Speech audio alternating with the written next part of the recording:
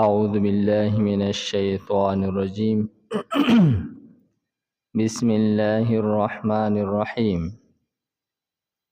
وإن كنتم على سفر ولم تجدوا كاتبا فرهان مقبوضة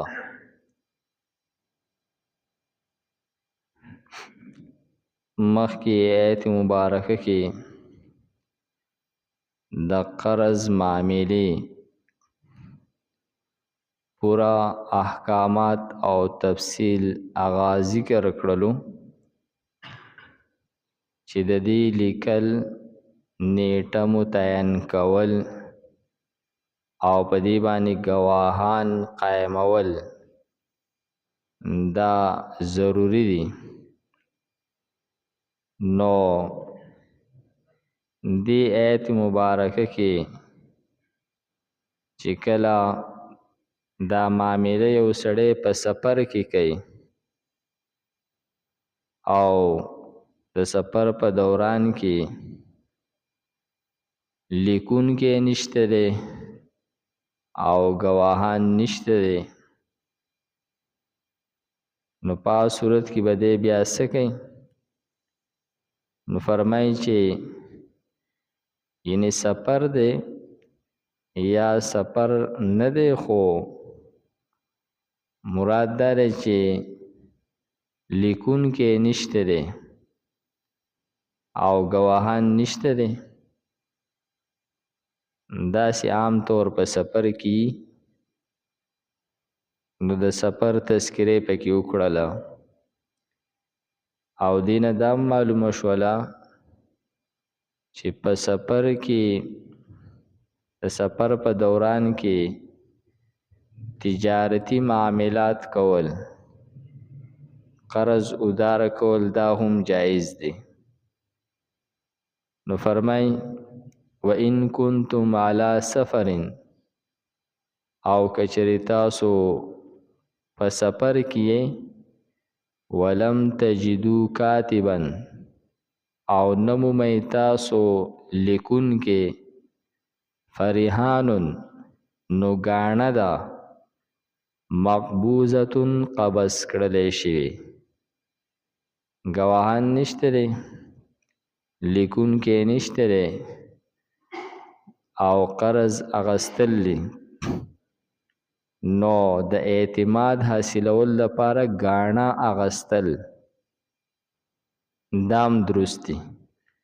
لیکن گاڼه به صرف د خولې جمع خرچ نه بلکې په گاڼه کې قبض چې دی دا ضروري دی. کم شی چې په گاڼه کې ایښودلی کېږي نو هغه شی به هغه مالک د پیسو ته قبضه کې ورکولی کېږي. زموږ په معاشره کې د گاڼې متعلق غلطه پروپیګنډه ده چې گاڼه حرام ده. گاڼه حرام نه ده، گاڼه درست ده. دا البته په گاڼه کې دا شرط لګول چې زما مال کچری ما ته حاصل نشو نو زه بیا د دې مالک شوم، دا زیاتې دی. یا د گاڼې د هغه شیز نه د دغه نیټې پورې پیدا اغستل چې دی دا درست نه دی. لکه دا یو باغ دی یا جیداد دی، نو هغې کې د هغې نه که دی پیدا اخلي دا درست نه کوي. البته بعضې فقهاو ذکر کړي دي که فرض کې په گاڼه کې پی والا څاروی هغه کېښودلی شي نو د هغې نه پی اغستل درست دی، ځکه چې په پی نه اغستلو سره هغه څاروی خرابېږي. یا د سورلۍ یو ځناور دی سورلۍ والا، نو پای باندې سورلی کول دا درست دی چې په سورلۍ نه کولو سره هغه بیا بیکاره کېږي. نو فرمایي چې ګاڼه ایښودل دا درست او صحیح دي چې کله لیکونکی نشته دی او ګواهان نشته دی نو د اعتماد حاصلولو دپاره دا یو دویمه ذریعه ده او که چرې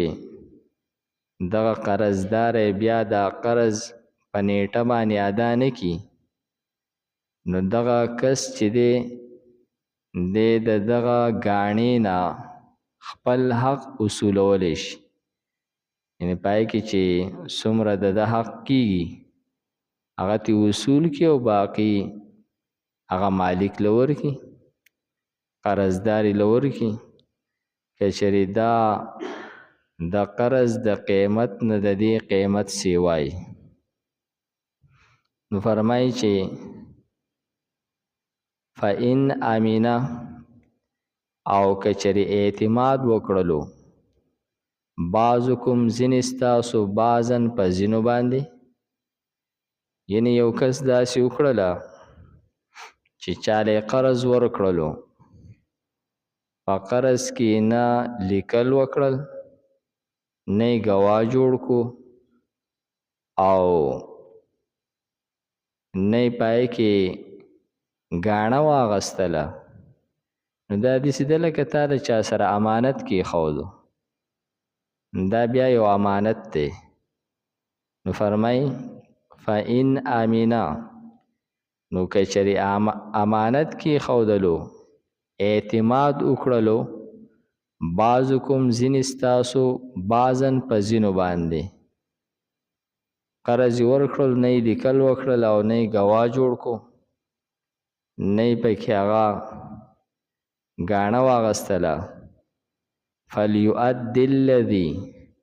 نو ادا دي کې هغه کس اؤتمنه چې امانت ایښودلی شی دی د ده سره اعتماد کړلی شی دی په ده باندې پیسې دله ورکړلې قرض او د لیکلو پروا یې ونه ساتله د ګواهانو پروا یې ونه ساتله نو ده ګوی چې په ده باندې اعتماد وکړو او ده چې دا څه د ده سره کېښودل دا د ده سره امانت دی نو فرمایي چې فلیؤدي الذي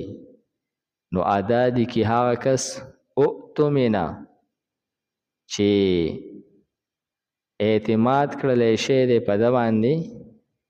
دی دې ادا کي امانته امانت خپل د سره چې کم امانت ایښودلی شی دی نو هغه امانت دی بیا واپس کی وردی کی نو دې ته یې قرض ونه وي ګویا چې دې کس په ده باندې ډېر اعتماد وکړلو نو فرمایي ولیتق الله ربه او ودیریږي دی د الله تعالی نه چې د ده رب دی یعنی دې سړي یو ډېر ښه عمل وکړلو اعتماد یې کړی دی نو د ده د اعتماد ماتول نه دي پکار د ده دغه قرض ادا کولو کې هغه ټال مټول نه دی پکار نو فرمایي چې دا کس دی د الله تعالی نه ویریږي چې الله تعالی د ده رب دی ولا تکتموا الشهادته او تاسو گواهی مه پټوئ که چاته د یو معاملې متعلق علم دی چې دا معامله څه ده او دی وایي چې یاره ځان په پردو لانجو کې نشم اچولی نو دا دی گواهی پټئ تا ته د یو خبرې په باره کې علم شته دی او خلک د هغې نه ناخبره دی نو دغه خبره پټول دا گواهی پټول دی ومن یکتمها او چا چې پټه کړه دې لره دې گواهۍ لره فإنه آثم قلبه نو یقینا د ده زړه ګناهګار دی دا گواهی پټول دا ګوی چې د زړه ګناه ده. او حدیث شریف کې راځي چې په دې بدن کې د غوښې یو ټوکړه ده، اذا صلحت صلح الجسد كله واذا فسدت فسد الجسد كله. په دې جسم کې د غوښې یو ټوکړه ده، کله چې هغه دروش شي، صحیح شي، نو ټول اندامونه شي دا دروش شي. او کله چې دغه زړه غلطي او پای کې فسادي، نو په پورا اندامونو کې بیا فساد خوريږي. الا وهو القلب، او دغه د غوښې ټوکړه چې دا زړه دی، نو چې د زړه ګناهګار شو، ګویا چې د ټول اندامونه ګناهګار شو. والله بما تعملون علیم، او الله تعالی په هغه باندې چې تاسو یې کوئ علیم دی.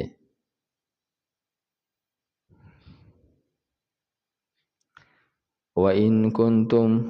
او کچریه تاسو علی سفرین په سفر باندې، ولم تجدو کاتبا، او نمومی تاسو لیکون کې، فرحان مقبوضه، نو گاڼه دا قبض کړلی شوي. فإن آمن بعضکم، نو کچری اعتماد وکو ځینې ستاسو بعضن په ځینو باندې، فلیؤدي الذي، نو ادا دي کې هغه کس، اؤتمنا چې اعتماد کړلی شی دی په ده باندې، امانته امانت خپل، ولیتق الله، او ودیریږي د الله نه، ربه چې رب د دی، ولا تکتموا الشهادته، او تاسو مه پټوئ ګواهي، ومن یکتمها، او چا چې پټه کړه دې لره، فإنه، نو یقینا آثم قلبه، ګناهګار دی زړه ده. والله بما تعملون علیم، او الله تعالی په هغه باندې چې تاسو یې کوئ علیم دی.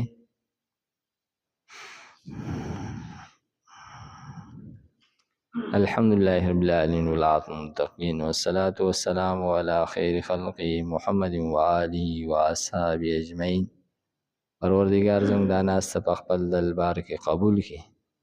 پروردگار موږ ته د قرآن پاک سمجھ بوجھ را نصیب کړي. پروردگار د مرګ نه مخکې موږ ته په دې باندې عمل کولو توفیق راکړي. وصلی الله تعالی علی خیر خلقه محمد وآله وأصحابه أجمعين برحمتك يا أرحم الراحمين.